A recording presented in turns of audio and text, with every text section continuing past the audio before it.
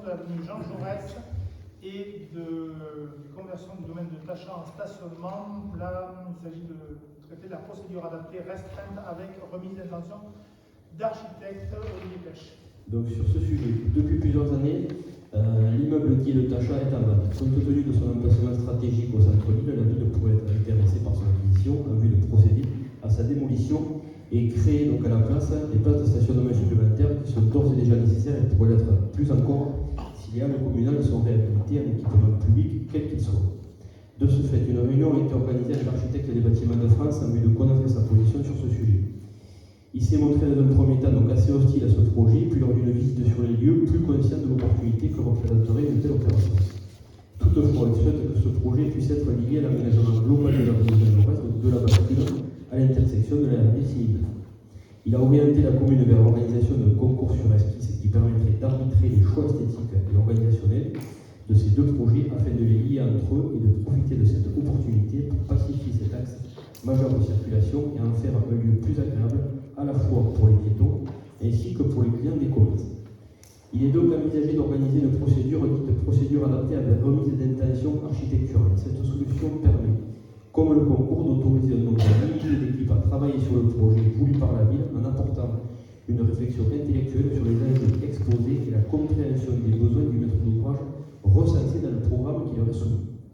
Elle permet de sélectionner celui qui aura le mieux compris les desseins de la collectivité et proposer des solutions spécifiques au contexte exposé.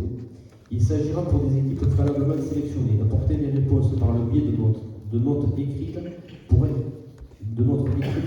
expliquer leur parti pris d'aménagement et leur compréhension des enjeux, de présenter par des rendus graphiques simples leur vision du projet. Ce rendu sert de base à un dialogue avec la ville par le biais d'audition des candidats. Cette solution permet de disposer, avant de choisir le candidat retenu, d'orientation quant à la réponse qu'il apportera à la problématique de la collectivité. Le rendu attendu étant beaucoup plus succinct que dans le concours, les primes rémunérant les candidats non retenus sont relativement faibles. Une fois le maître d'œuvre choisi, le dialogue sur le projet se poursuit. En conséquence, il est proposé ce concours, les attendus sont les suivants. La municipalité a placé la revitalisation de son centre ancien comme priorité, celui-ci devant devenir le cœur du de la commune, lieu de rencontre, de vie et d'habitation. Ce projet a une démarche globale qui vise à la fois à favoriser le retour d'habitants et notamment de propriétaires occupants, le maintien et l'ouverture de commerçants, le développement et la piétonisation en centre ancien. Au cours des dernières années, une opération de ravalement obligatoire des façades a été lancée en centre ancien avec une première tranche en cours d'achèvement sur la place Auguste Taillat. 14 logements sociaux donnant sur l'avenue Jean Jaurès seront livrés courant 2023. Un permis de végétalisation a été créé. Le quartier des infidèles a été entièrement réhabilité. De nombreuses animations sont désormais proposées en centre ancien. L'ensemble de ces projets contribue à la priorité fixée par la municipalité. La revitalisation du centre ancien, la nouvelle avenue Jean Jaurès devra y répondre également. Ce projet décliné sur l'avenue Jean Jaurès devra comporter une voie apaisée permettant le déplacement de toute sécurité des modes de mobilité active, des trottoirs avec une largeur aux normes permettant la déambulation et favorisant le commerce. La chaussée pourra être au besoin rééquilibrée pour favoriser le commerce et permettre l'installation de terrasses. Les places perdues par l'élargissement des trottoirs devront être à minima compensées par celles produites sur le domaine de Tachat. Une végétalisation des trottoirs adaptée aux contraintes de circulation, notamment de gabarit et d'habitation. L'ensemble du projet devra correspondre aux attentes du conseil départemental, notamment en matière de bois. Sur le domaine de Tachat, un aménagement correspondant aux attentes de l'architecte des bâtiments de France. Les places de stationnement sont en revêtement désimperméabilisé, la végétalisation de l'espace et le traitement donc de l'interface entre le bâti et le tenu. L'enveloppe estimative maximale affectée aux travaux est de 2 100 000 € hors taxe, en incluant la destruction du domaine du Tachat et l'aménagement de l'avenue.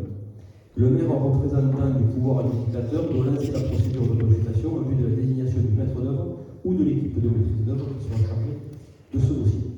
Cette consultation se déroulera dans le cadre d'une procédure adaptée, restreinte dans les conditions suivantes.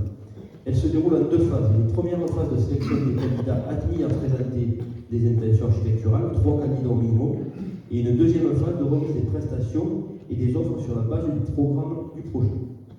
Des auditions seront organisées au terme desquelles le marché sera attribué par le pouvoir adjudicateur, en l'occurrence Monsieur le maire, soit sur proposition de la commission consultative d'appel d'offres, soit de la CCAO ad hoc constituée pour statuer sur ce projet, uniquement pouvant intégrer des élus qui ne sont pas membres de la CCAO habituelle. Dans ce cas, il convient de préciser les points suivants. Le nombre maximum de candidats admis à concourir, le montant des primes versées aux candidats admis à concourir ayant remis une prestation conforme au règlement de consultation. En conséquence, afin de procéder au lancement du projet de création du bâtiment et de ses abords immédiats, il est proposé de valider le coût objectif des travaux estimé à 1 100 000 € hors taxe, d'autoriser M. le maire à lancer la consultation en vue de la désignation du maître d'œuvre selon la procédure adaptée avec remise d'intention architecturale, de fixer à 3 le nombre de candidats autorisés à présenter leurs intentions architecturales, de fixer le montant de la prime à verser aux candidats ayant remis une offre conforme au règlement de consultation à 6 000 € hors taxe, étant précisé que l'attributaire du marché percevra une prime de même montant, mais que cette dernière viendra en déduction de sa rémunération au titre du marché de maîtrise d'œuvre. Préciser que cette prime sera susceptible d'être réduite et ou supprimée pour le candidat qui aura remis des prestations insuffisantes ou non conformes au règlement de consultation. Cette proposition a donc été soumise à l'approbation de la commission des finances. Est-ce que vous avez des questions, des remarques? Oui, Oui, donc j'ai entendu parler de cette délibération en commission des finances et donc je m'étais abstenue pour pouvoir y réfléchir un petit peu plus.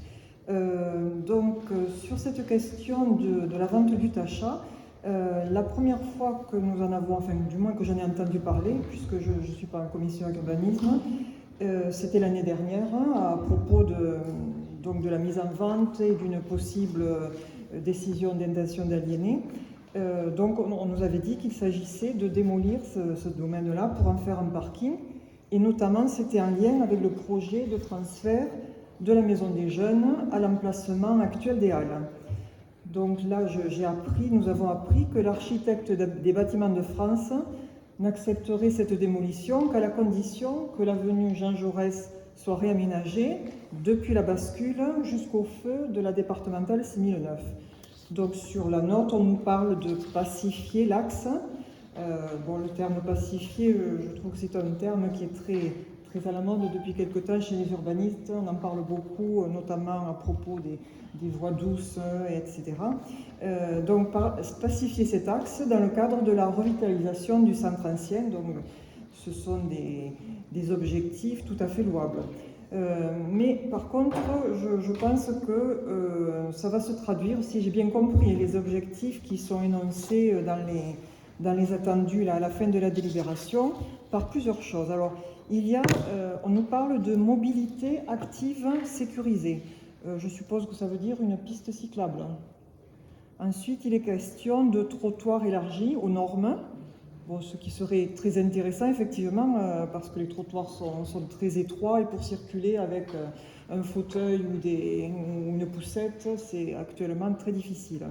Ces trottoirs devront être également végétalisés et on nous parle également de terrasses pour les commerces. Ensuite, concernant la chaussée, elle doit être rééquilibrée, donc ce sont les mots qui sont utilisés, mais également conforme aux attentes du conseil départemental pour une voirie qui est une voirie départementale. Du coup, il faudra compenser les places de stationnement perdues et cette compensation se fera à l'emplacement actuel du Tacha, avec donc des places qui sont également désimperméabilisées pour répondre aux normes actuelles, un espace là aussi végétalisé et le traitement de l'interface, je ne sais pas exactement ce que ça veut dire.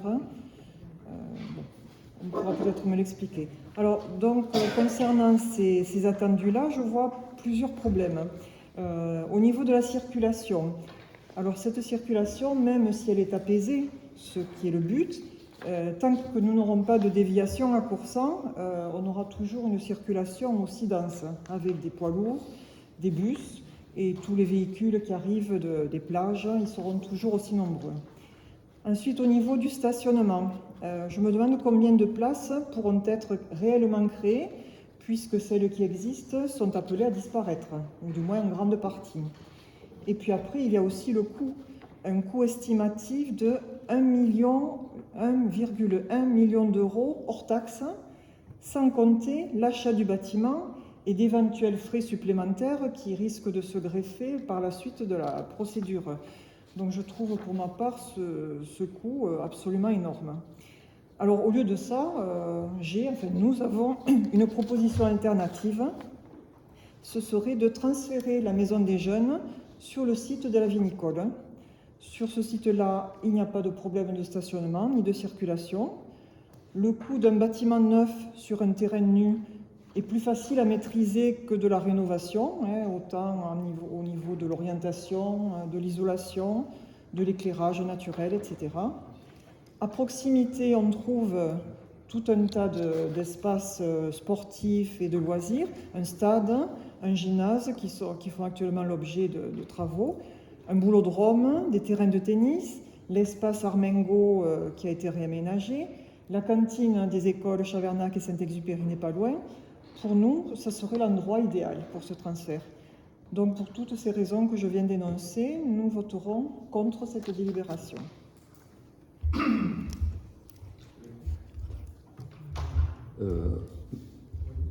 Et aussi, notre groupe souhaite déposer un amendement. Donc, je vous le soumets.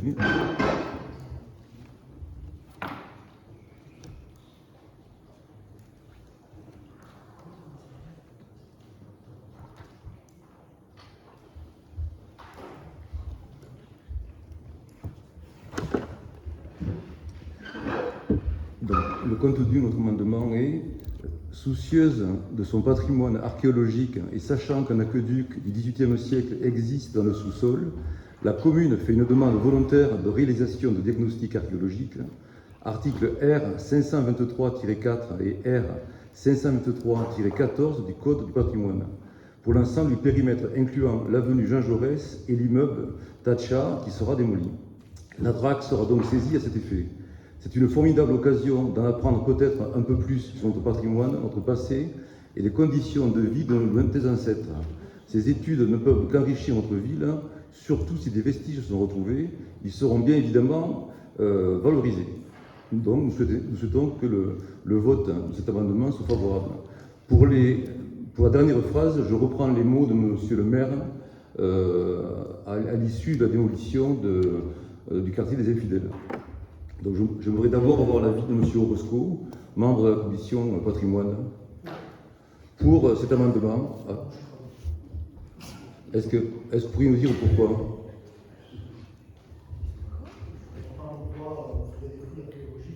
Vous en avez posé plusieurs, vous avez trouvé, c'est pas en fait reculer le projet, faire reculer le projet comme d'habitude. On est des élus. On doit garantir le service public culturel de la ville. Il n'y a aucune raison. Il y a une raison de balayer sous le tapis.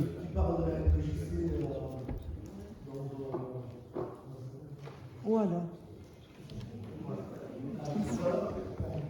Le projet qui parle de place de parking pour personne. Pour le Tacha, oui. Ouais, je parle de, voilà, après, je vois pas Le lien. le rapport de déplacer les logistes. Oui,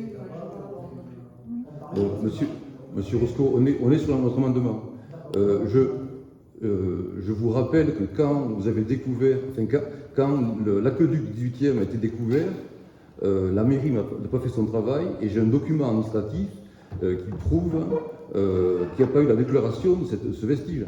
Donc la mairie a été en défaut par rapport à ça, ce qui est condamnable.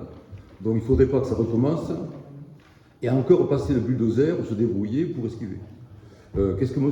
Eraille pense de ça, cet amendement? Que pensez-vous de cet amendement, M. Eraille?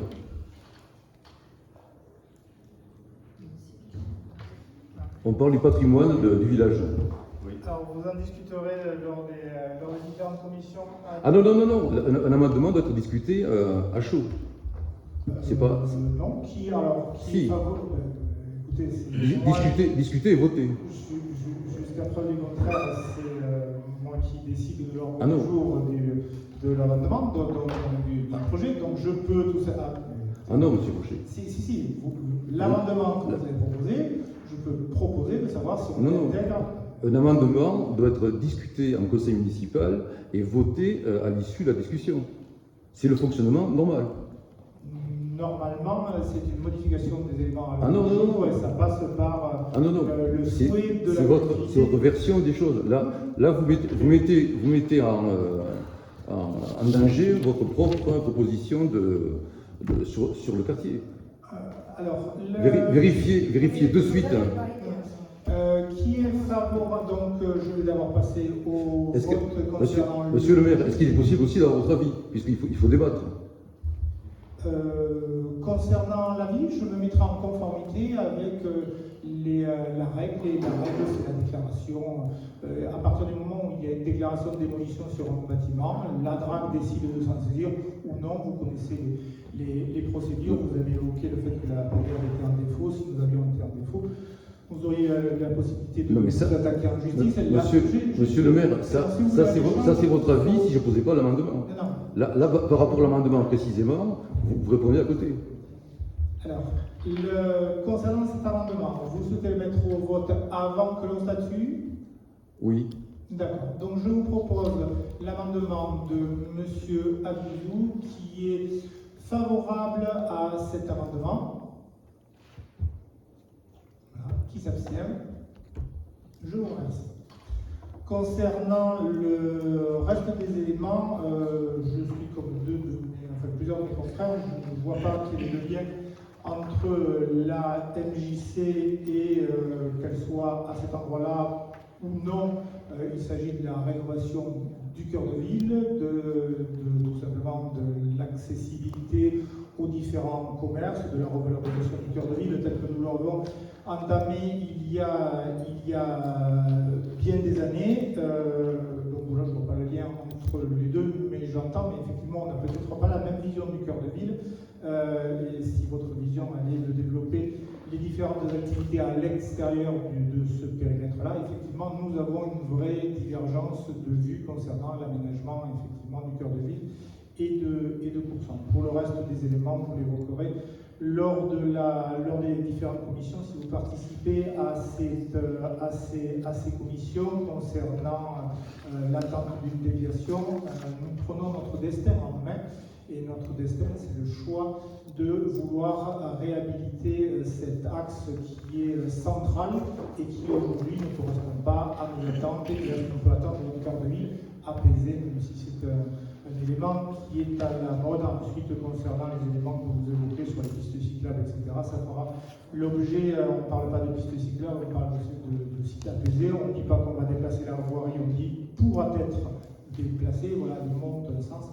Donc tout cela sera étudié et proposé par les architectes, si vous avez envie de faire partie de la commission pour évoquer l'ensemble de ces sujets. Et peut-être à un moment vous agréger à ceux qui font évoluer ce village. Vous aurez toute liberté de le faire dans la prochaine délibération.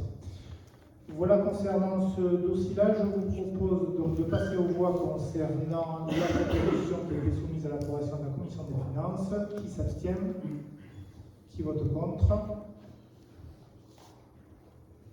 Adopté à la majorité, je vous remercie. Ensuite, M. Pêche.